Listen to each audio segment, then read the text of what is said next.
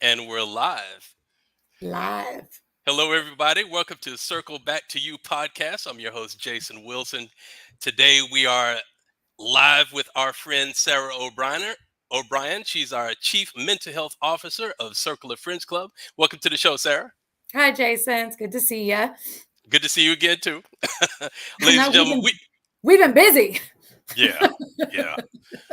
We were just on Mike Asherbrander's show last night with the Hounds of Business. We just got off a clubhouse room where we had like 50 people in the room talking about PTSD and suicide prevention. We're going to do the same thing today. Actually, we're warming up for our upcoming Freedom Fight Expo, and the theme is Set Free from PTSD, ladies and gentlemen. We're going to get into this subject today. But before we do that, Sarah, give us a short introduction about yourself for the people that don't know you in our network. Let us know what you do and all of that good stuff. Okay. Well, I'm a licensed clinical social worker in Virginia and Maryland. I've been providing direct practice, so mental health treatment to adults for over 15 years. I've been operating out of my private practice for over 8. I still practice. I see clients 3 full days a week. So I'm very much still in the clinical world, still in clinical treatment. It is part of my everyday, my every week.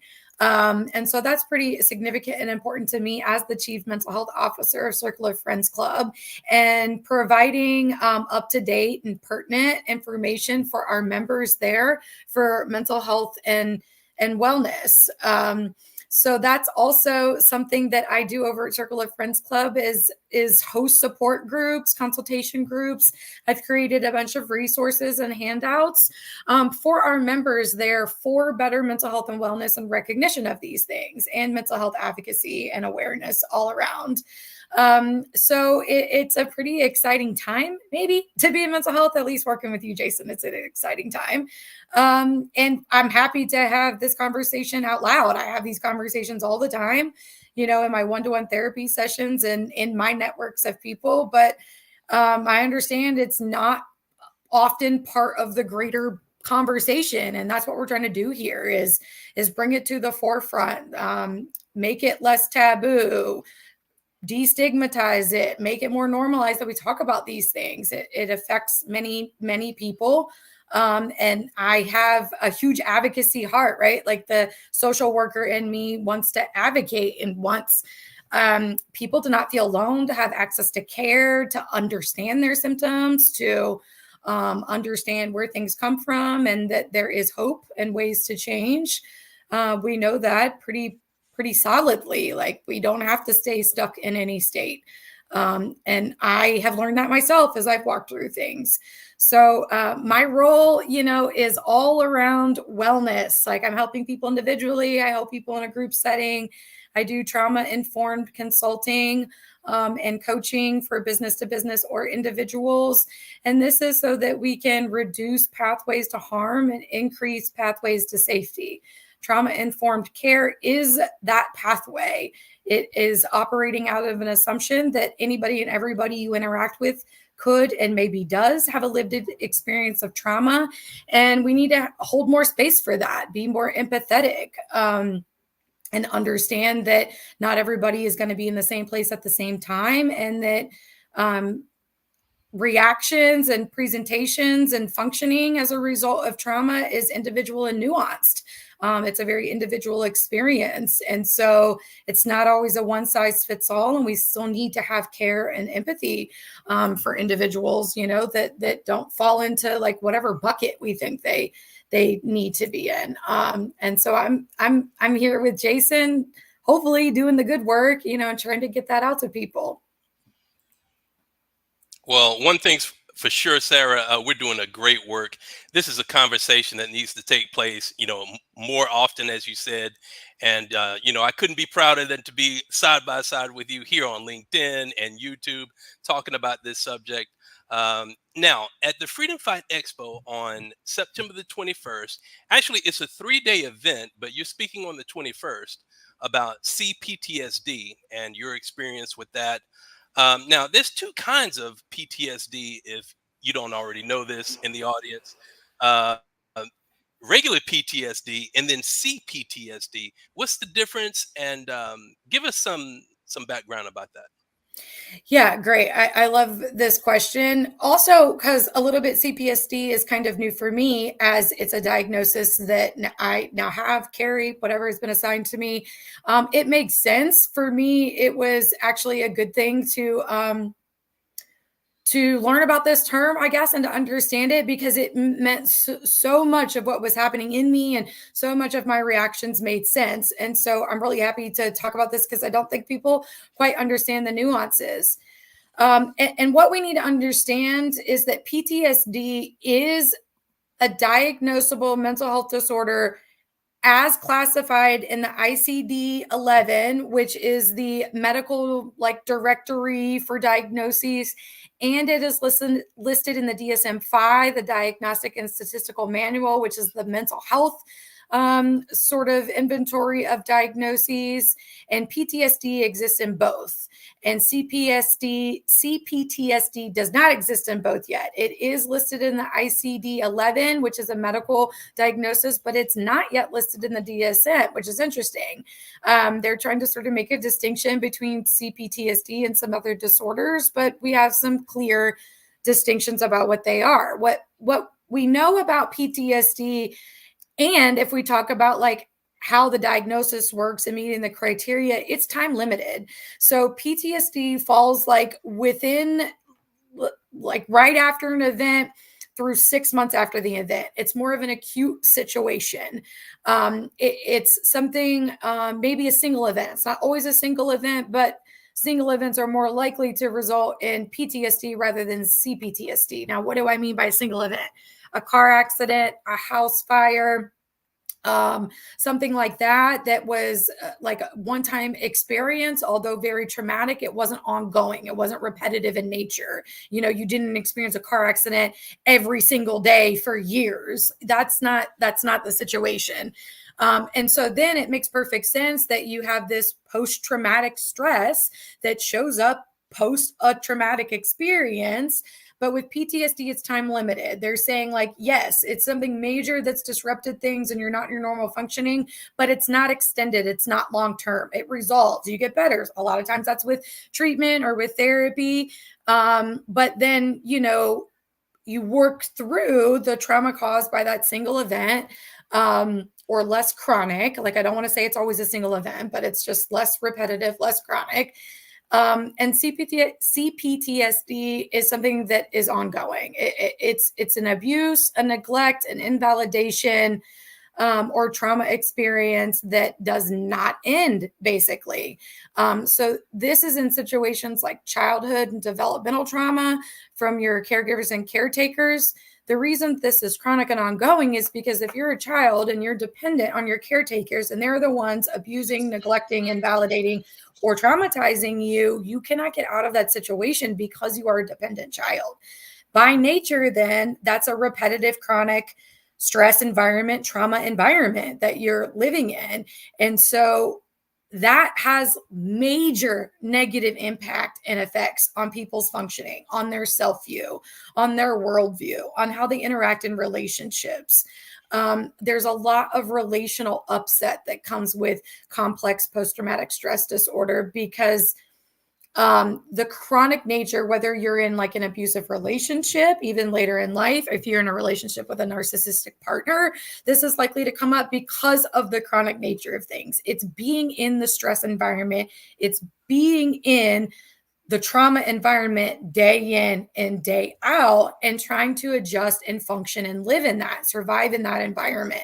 It's not a normal environment. It's not typical. So the things that your brain, body, mind has to do to manage and function in that abnormal, atypical environment are also abnormal and atypical responses for the rest of the world, where maybe trauma isn't happening, but they make perfect sense for survival in the trauma world. They just don't translate well outside of that. And guess what, folks? People that develop these maladaptive and poor patterns of behavior and interpersonal connection and relationships don't realize that they have learned something that's not helpful. This is just how they think they are, how they're moving through the world. It's really hard to see.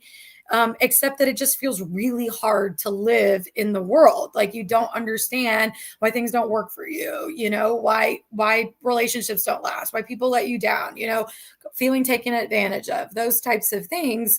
And it's not your fault if you experience trauma and this is what's happening. This is a change in your brain. Like, it literally changed your brain. It changed the pathway of where it goes. And it changed the pathway of what you think about yourself, what you think of other people, and what you think about the world. It basically gets warped, hijacked. Who you were supposed to be is hijacked because you had to override who you were supposed to be to survive your abnormal and traumatic environment. This is my experience. This is my experience in life. And I can speak to the fact that it has caused a number of problems in my relationships and in my mental health. And I did not understand it for the longest time. And I've just said, y'all, I have been a mental health provider in direct practice for over 15 years. I've been doing my own self-work and been in therapy for 20 years. And this is still something that's like kind of new on my radar, to really pinpoint, it started way back, before the first sexual assault I experienced. I actually had trauma before that. Before my brother was killed in Iraq, I actually had a lot of trauma before that.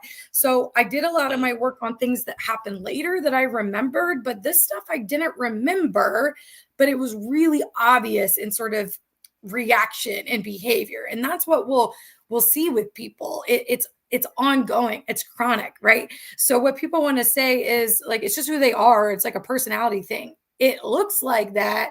It's not that. But if it looks like that, that's the main crux of the difference between PTSD. PTSD, like I said, is a little more time limited, a little more focused, right? Like, you might have flashbacks about this specific event and you might get triggered when you're in a car, but not everywhere, or not where cars are parked, just maybe when you're in a car and riding or driving or moving or in a space where you could get in an accident. For CPTSD, if we take the same analogy, it's every time you see a car parked. It's not just getting in a car. So, and what we're talking about, CPTSD is usually incurred in relationships. Like, we develop complex post-traumatic stress disorder in traumatic relationships that includes childhood or whatever else, right? Traumatic relationship, toxic relationship means it's not normal. It's not healthy. Okay. So we develop unhealthy patterns to deal with the unhealthy environment and behavior from other people. And then those unhealthy behaviors, when we go out in the world, when we're not in that environment anymore, don't serve us well. They actually cause problems, and we don't understand it, and other people don't understand it. And then what you have are people that are isolated and disconnected, and we have other people judging them, because of what they're displaying or their symptoms or what they're experiencing, when they might not even remember that they have childhood trauma. It's not always held in conscious memory. Same with PTSD, not always held in conscious memory. So let me say that as well. Just really the key mark difference is this, like, difficulty with emotional regulation, which then leads to a lot of problems in relationships. And that's the main crux of the difference between PTSD and CPTSD. Both can experience flashbacks, hypervigilance, those types of things, fear and avoidance of the situations that cause the trauma.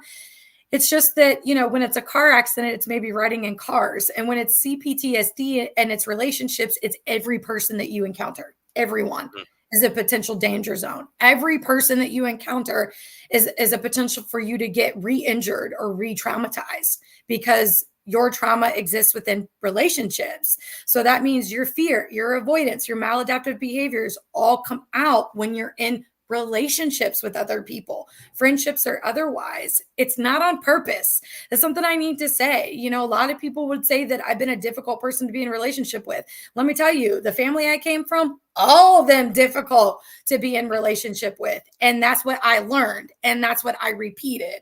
And now all of those people call me crazy, even though they engage in the same things, because you have to have self-awareness about it. It's recognizing, oh yeah, these are not healthy. These are not serving me, but this is my whole environment. This is everybody I know, even as an adult, these are the adults in my family that have not done their own self-work. And so this perpetuate these things. It's not their fault either, but I will hold them to not doing their own self-work. So once it becomes into somebody's awareness, it's your job then to kind of deal with it. Do I think it's fair? No. I've been real pissed off many a times that my family situation and my upbringing has left this basically with me to deal with. And it's a lot to deal with. And I want people to understand that it's not a choice. Any of it is not a choice. And the difficultness, if I use that difficultness that you see in individuals with complex PTSD is not on purpose. They are not doing it to make your life hard or be difficult in relationships. They might not even realize that's happening. They are either trying to survive the moment or some way or another trying to maintain the relationship and just not doing a good job at it, if that makes sense. Yeah, I think you brought up a really, really important point is that, you don't choose to suffer like this. It's been given to you from all the traumatic relationships that you've been around. So, along with that, though, it can also be passed down from, like, let's say your parents down to you genetically. Yep. If they've been traumatized somewhere along the way in their life, they can actually pass it down to their children. Talk Yeah. about that. It's really interesting. I'm not a neuroscientist, so, my science is like a little wonky, but I like to read it. I'm a neuroscience geek. You know that, Jason. That's what I get into. So we do know that it actually changes gene expression, so it's passed down via modeling the same behaviors over and over and over again. We have to take that into consideration. Before you have language, before you have, prefrontal cortex brain development, we are learning by environment. We are learning by modeled behavior. We are learning by facial expression, tone, language, everything that's happening with the people around us. And you are learning the most from the people that are supposed to be taking care of you, your physical and your emotional needs. Now, I grew up in an environment where they took care of my physical needs, but zero of my emotional needs. And in fact, caused a lot of emotional problems with emotional abuse and neglect. So, we can't do one without the other and think somebody's going to come out okay. Potentially, but not necessarily, because we need this piece. So if you aren't teaching babies, children, whatever, anything about social emotional learning directly, they are learning it by how you behave.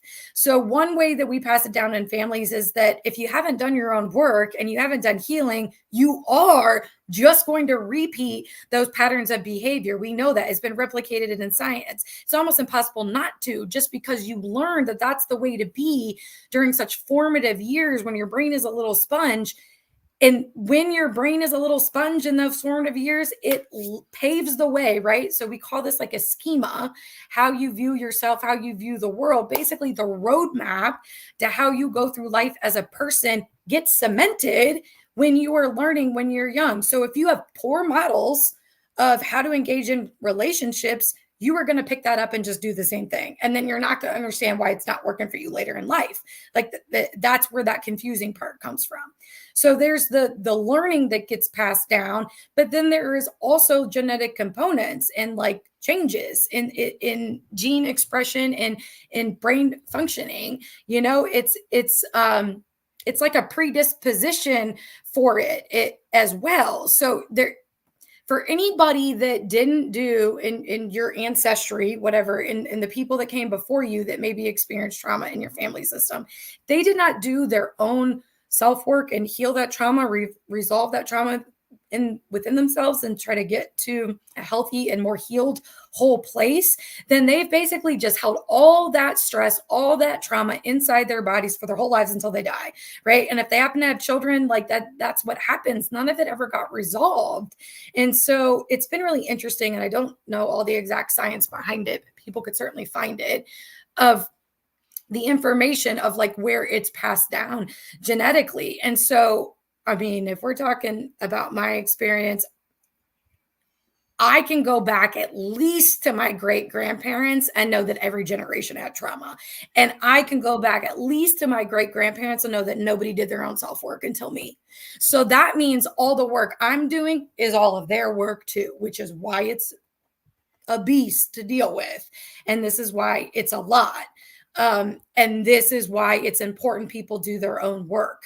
You may think you're all well and good, but I can guarantee you are passing down poor patterns of behavior and potentially changes in your gene expression and your brain functioning to your children if you don't do your own self-work. Now, if you've already had children and you haven't done your self-work, it's not too late. We can work on change and we can learn things now, and you can teach children different things now and help them to walk back maybe maladaptive patterns they learned from early years of you not doing your own work. But it is really important that you do, because we have science behind this. We have lots of science behind this, people. Everybody wants to put their head in the sand, but this is not new. Much of this is decades old that we're just, people don't want to bring to mainstream. But in my world, in the mental health world, it's like this stuff is talked about all the time. We know this. That's why we're out there grinding and trying to help people. It's like, it's just going to perpetuate. And we were talking about it in our last live, Jason, right? This is where hate comes from. This is where all the bad things we see in the world happen. It's unhealed, unwhole people who are disconnected and isolated and struggling in functioning or in mental health. And that struggle could be in relationships, and they might look fine. I look fine. I know people, I talk fine. I'm a professional. I do all those things. All of those things are true about me. And I walk around with an invisible disorder that somehow causes me a lot of stress and a lot of turmoil in relationships. And it's very difficult there. And I feel like it doesn't, even in my own life, I feel like it doesn't get, credence. It doesn't get attention. It doesn't get empathy because I function just fine. No, I don't, y'all. Like, there's a lot of stress and anxiety that happens for me in relationships. I'm very fearful. I don't know what things mean. I have to ask a lot of questions. Like, things are unclear to me. I get very concerned, I don't want to be concerned about abandonment, but that's what I'm left with this trauma. And so the stress in relationships is really difficult to navigate. And then when you're in relationships with people that don't understand that, they cause harm, not on purpose, but it happens. And then we just re-traumatize people. And so part of the healing work also for me is being able to recognize who's healthy and who's not, and maybe do my best to stay away from people that aren't, or set firmer boundaries or walk away from relationships where I see that those people are not healthy, or they're not engaging in healthy things, or they're just not healthy for me. Like, it kicks up too much stress for me. And then I also just need to do a better job of recognizing what's happening within me, right? Like, if I'm uncomfortable in the presence of a person, I need to pay attention to that. That doesn't mean there's something wrong with me. That means there's something there. Is there something happening like in this that makes me feel unsettled and uneasy? I'm not saying they're doing it intentionally. Hear me on this. It's not like I think people are doing this on purpose, but it could just be the way they are doesn't really resonate with my nervous system, or just the way they are. I don't feel seen and heard and accepted by them. And so that doesn't feel good for my nervous system with my relational trauma and my betrayal trauma and my early childhood trauma. And so, people will take that personally all day, but it's not personal to them. It's personal to me. I'm stressed out. Like, I'm uncomfortable. Like, my body's going crazy. Whether you did or didn't do anything, or whether you think you did or didn't do anything, doesn't matter. It's my experience in that. It's recognizing what's happening with me in this context, or in the presence of this person, or these people that do these behaviors or speak this way or whatever. It could be triggering to my trauma, and I have to pay attention to that and then do something about that. Well, as this is Suicide Prevention Month, PTSD is definitely something that can contribute to suicidal ideation. So, what are some practical things that people can do to kind of intervene with that process? Therapy. I'm always going to say therapy. I'm always going to say therapy. I'm always going to say therapy. Okay. The therapist is always going to say therapy. And it's not just because it's my profession. It works. So I've seen it work for me as the patient with a therapist. And I have seen my clients get to transformational change via therapy all the time. It takes a long time for some people. I'm talking 6, 7, 8 years more to get to a healed place. It's not fast, folks. It's been that long for me, and it's going to be even longer.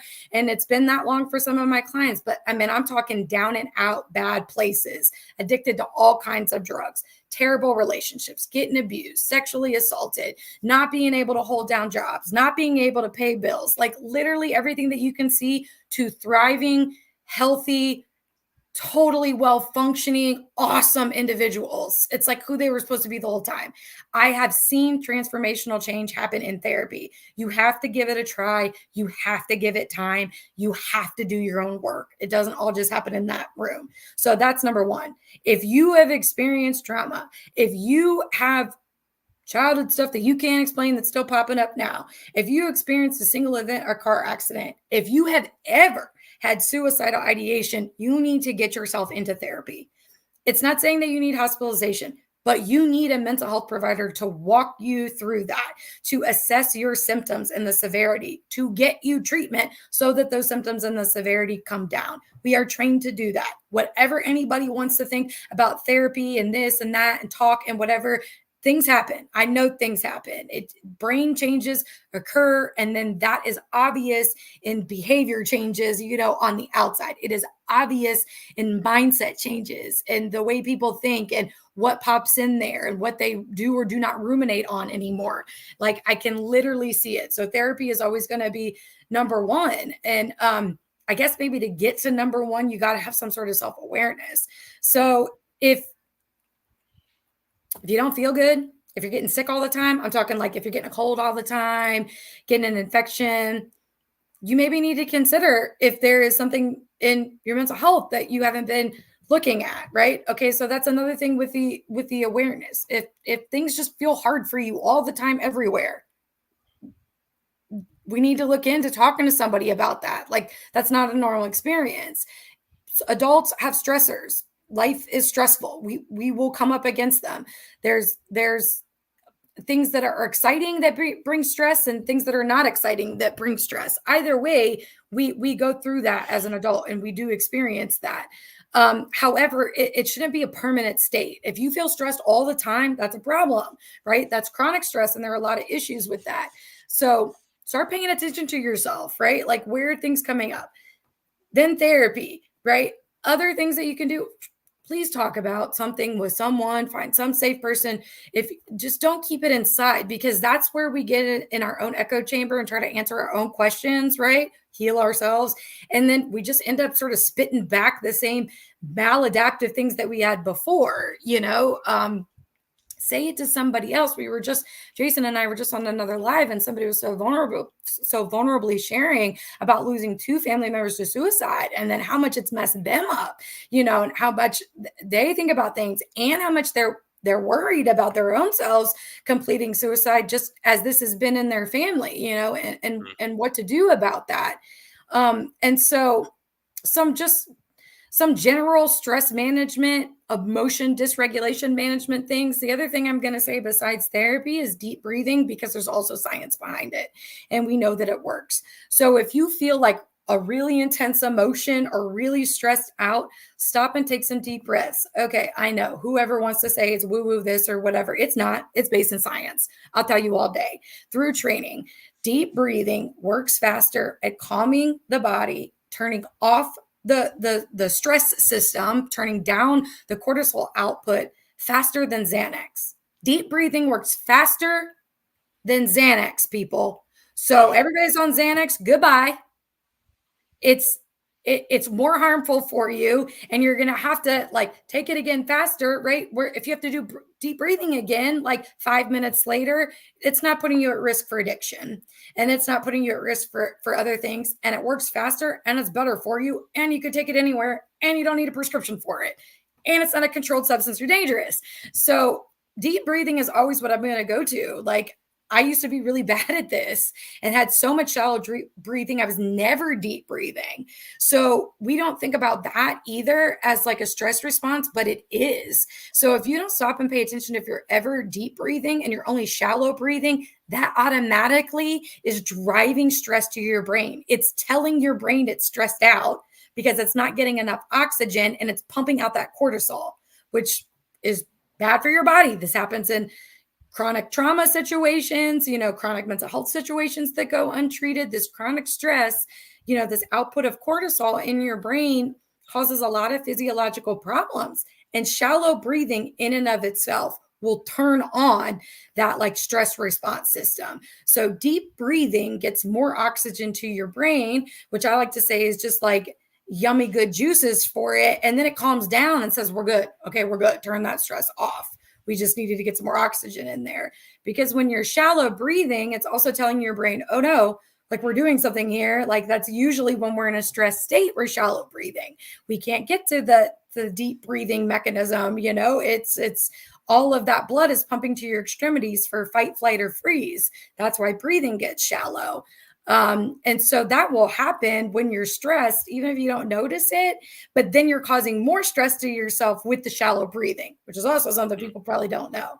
So deep breathing is just like a wonderful healing thing that we probably don't talk about enough. And we don't talk about the neuro brain science behind how it works, why it's effective, and what it does for our brains and bodies. So get into therapy, practice deep breathing, talk to somebody about it. Try to pay attention to yourself. Those are wonderful tips. And at Freedom Fight Expo on September the 20th, 21st, and 22nd, you're going to receive a myriad Even more yeah tips, advice, personal a myriad stories. amount of advice from all these wonderful speakers that we have featured. We have 10 speakers that are featured. Sarah's going to be speaking, to Neil Jacobs, April Wyatt, just to name a few. So we're going to be taking a holistic approach to healing from PTSD and suicidal ideation. Um, Tell us about your experience at the first Freedom Fight Expo, Sarah, as a speaker. We talked about this a lot. Yeah. So it's uncomfortable and scary, as I've said many a times. And I said this to Jason to do too, publicly and privately. I think the scariest thing for me is being a mental health provider, publicly and openly talking about any mental health issues that I have. I don't know if it's directly said sort of in my industry, but I think it's definitely implied, that you don't talk about it because it potentially damages your credibility. I want to debunk that as much as I can, but I'm a person that lives in the fear of it as well. I don't want it to affect my business. I don't want it to affect the work I'm doing with my clients. I think I do good work there. Part of me being a therapist with mental health issues is understanding that about myself and knowing where to have boundaries and where I work effectively. And so I've done a lot of that. I have guides, I have mentors, I have my own therapist. I have a bunch of people keeping me in check so that I'm taking care of myself so that I can take care of other people when I step into the therapist role. But it is scary to come out and say that. And so I think I talked a little bit about my childhood trauma in the first Freedom Fight Expo, and a lot about my anxiety because surprise, surprise, like I basically came out of the womb anxious, and that makes sense. And some of it makes sense given what was happening in my parents' life when I was in utero. So when my mom was pregnant with me, my family lived in Germany. My dad was in the army. And this was in the early 80s. So still got the wall, still got the whole issue going on. There's still riots in the streets and stuff like that. And my dad would be gone on training missions, and my mom would be home alone with 3 kids. And so there was a lot of stress, I think, already just in the environment before I came out, as well as intergenerational trauma being passed down. And so the further I've gotten in my career, the less I have wanted to tell people about my life and my own experiences. The further I've gotten in my career, the less I have wanted to seek out mental health care, right? Crazy. The mental health provider did not want to seek out mental health care. Why? Fear of stigma and judgment. It's the same as the rest of y'all. It's just something, I'm afraid somebody's going to judge me because of my profession and having mental health issues, not just for having mental health issues. There's like a layer on top of that, but the stigma is still the same. So I mostly remember like it being uncomfortable and scary because I didn't want it to hurt my credibility. But I also agreed to do so because I was at a point in my personal healing journey where it felt like this was the time. Like I'm trying to be 100% authentic in all spaces, especially as part of my trauma-informed principles. And let me tell you, that feels so much better for my nervous system. It feels better when I can show up just as who I am, including when I'm having a bad mental health day, right? Or I'm in my own trauma reactions. And so being able to be out with that, as a professional and a patient, sort of at the same time, was a big step in my own like healing process of just of saying it out loud. I've said it out loud individually to people, right? I've talked about it in relationships, friendships, whatever. I've never said it publicly in an open forum, never said it on a live show, never said it on something recorded that you could see again and again and again. So I knew all of those things going into sharing it as well. And that was part of the question. It's like, are you ready for that? They're going to be able to see it again and again and again, whatever you say here. Are you ready for that to be out there? Because somebody can come back, and use it against me. And I'm sure somebody will.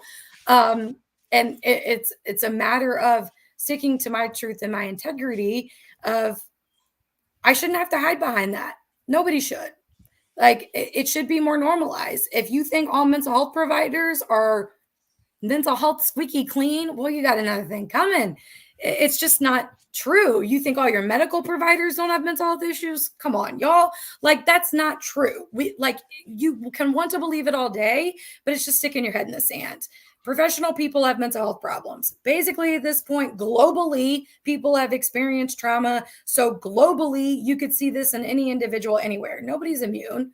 It doesn't matter. Everybody experiences these things differently, and they can result, maladaptive things going on with you, symptoms or patterns that meet criteria for a mental health diagnosis, and there's treatment for those things, me included. I'm not stuck in this situation. And so it was a good thing in the end, scary, uncomfortable as I say it was, but I think an important step in my healing journey, and much easier. I think I've reflected on this more since then, as you've asked me this question a couple of times in our live shows, is that I do think it was easier for me being in a panel of other people also sharing vulnerability from their own experience.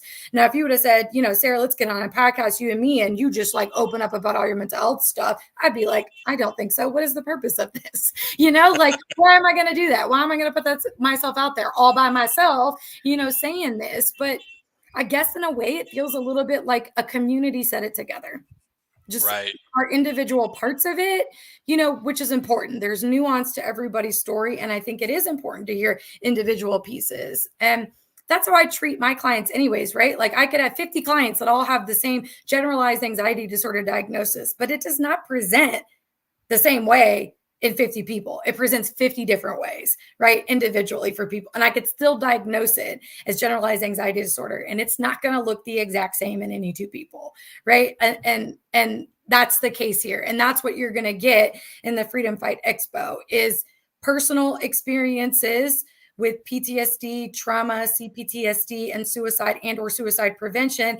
And we're also, you have people like me. So it's a lived experience of it. And we come from a professional side of it, either in education and training and teaching and coaching and whatever thing that we're doing. All of our panel speakers, are professionals too. That's kind of the point of our entire platform. And why so much I have been passionate about joining this with Jason, because I know places don't exist a lot of times for maybe high-level business professionals or seasoned mental health providers to feel like there's a safe place for them to go to access care, support, whatever, for their own mental health or just for the wear and tear of the job. And so the Freedom Fight Expo also delivers what feels like a community experience. Like, we're all in this together. You're not the only one who's struggling. Does it look exactly like the way this person has been struggling or got well? No, it is not going to be exactly that. Like, I know some of what Tennille's going to talk about, and her talk is going to be great. You guys are going to love it. She also comes from a lot of neuroscience, very, very aligned. And she has her own personal story. It's not the exact same as mine. And she has her own approaches. And even though we very much overlap in our neuroscience basis, it's not the exact same. And there's benefit to that because people need to hear the nuance, right? Like, Tennille also doesn't look like me. She did come from the same place as I did, right? She's from Zimbabwe and I'm from Virginia. Like, we didn't have the exact same experiences, but that's why there is value in diversity, also in sharing, right? Like, we all have an experience with trauma, PTSD, and or suicide prevention, or all of those, but we don't all look the same. We don't all sound the same. We didn't all come from the same place, and we didn't all heal the exact same way. And so people are going to get a very personalized experience of how people recognize it and maybe managed it for themselves, and potentially what they do to help other people as well as what helped them, right? Like, so suggestions will be out all over the place because it's based on individual nuanced experiences and what they found worked for them in terms of structure, routines, jobs, relationships, activities, sleep, health, food, fun, whatever. Like that's all very individual, but it is tapping into like what works for you. And so my first experience with the Freedom Fight Expo, as scary and as uncomfortable it felt like a necessary place in my own healing journey, and was way easier to sort of jump that barrier, right, of the fear, because I wasn't standing there alone. I wasn't the only professional person, definitely not the most well-known person on that first one at all, who's a professional person, right, to be sharing. And so I don't think it's hurting anybody else's business, right? We know who was on that expo, and same, right? Like it's only bringing me towards people in which I'm more aligned with, and then therefore finding more support for me as a provider, as a person, right? Like I want to teach, educate, and help others, and I also want to be helped and cared for, right? It is a symbiotic relationship. And our Freedom Fight Expo feels symbiotic, and that we have people on both sides of the coin. And then that's how we also run the Circle of Friends Club organization. It's a symbiotic relationship, right? You give and you take, you give and you receive, right? People have value and expertise that they bring, their businesses, their products, their stuff, as well as like a need for connection, community, out of isolation, socialization, people that get it and that feel comfortable for your nervous system. And hey, if that's just online right now because the people in your physical presence aren't it, that's okay. Get plugged in somewhere. Start getting healthy, start getting the support that you need, and then you can like take it out into the world. So that was a big piece of it for me in that experience, was hearing from other people, successful people, right? Like everybody we had on, way more successful than me, way more successful than me. We can say I'm like crumbs, right? Compared to many of the other people that have been speaking at these events. And they're very successful people who have been very open about their mental health struggles, whether it was from something happening, a friend or a family member completing suicide, their own trauma, other experiences, just struggling with depression or anxiety, and how they've managed to function both within the not good space and in the more healed, healthy space. And it's really hard to not be inspired by that. When you feel alone, especially like the way I was feeling sort of in my healing journey, when you feel alone and then you hear other people like I remember one of the things that was really helpful for me in listening as well was when Claudia Wyatt was talking about her anger, right? And like how that came out and how that affected things, partly because it's been demonized and weaponized in me or whatever. Like it's been a really bad thing, right? My anger. It's also not something that you want to admit is something that's part of like your poor mental health, but those are the types of things, guys, right? This is what we're talking about. Those are the types of things. That's a very nuanced thing that spoke to me directly, that maybe does not speak to everybody. But hearing that was like, she just said out loud, like how she reacted to things, and it's like, that's exactly how I react to things and people. And it has had negative impacts, right? And negative results. Nobody wants to admit that. There's shame there. There's shame for me too. It doesn't feel good. Even though this isn't my fault, it doesn't feel good to walk around thinking that like you're broken, there's something wrong with you and you can't function in the world like other people. And even though, I've been a provider and doing this, I still walked around with that thought. I still walk around with that thought to this day. I have to work on that. It's cemented in there that there's something wrong with me and I have to fix it. And that I don't deserve as much as other people until I fix it. And it's going to just keep being like this. So, and part of it was like, because I'm so reactive and it comes out in anger, but that's when my trauma is triggered, for somebody else to say, yeah, that's me, for once, it was somebody not saying, "You're crazy because you react like that, Sarah." Like, that's what my whole family says. Even though they push and push and push and provoke and then trigger my trauma for that reaction, it's still wrong. Still wrong, Sarah, for you to react that way. And maybe I'd never heard anybody say, "Hey, it was me too." And it's not like Right. Claudia said, "It's not wrong." She just said, I also basically have this maladaptive pattern. This is what it looked like before I did my own work, And there I were think so that's a many great nuggets point. of that, right? Like so many Right. people had nuggets like that. Yeah, that's a great point. And, it helps and it's extremely therapeutic to hear these other stories of people that have gone through similar situations or probably worse than you. And Mhm. you're gonna walk away feeling that, what I'm going through is not as bad as I thought. And there is a way out. There are practical things that I can do in addition to therapy and Right. other modalities that I can incorporate into my daily life. So, this is going to be a holistic experience. We're going to be Mhm. talking about things for the spirit, mind, and body. And Mhm. I mean, it's a wonderful experience.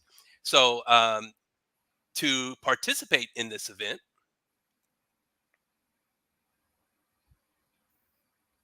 you can catch this event live here on my LinkedIn profile and also on YouTube. Our YouTube channel is Circle Back to You Podcast. So you can catch those in both places. You can also scan this QR code and go to our website, and it will also be broadcast there on that page when you scan the code. So we're excited. Sarah, thank you so much for being on the show today. We will be back, ladies and gentlemen, next week, same day, same time at 1 o'clock p.m. Eastern. Thank you, ladies and gentlemen. Take care. See you soon. Bye, guys.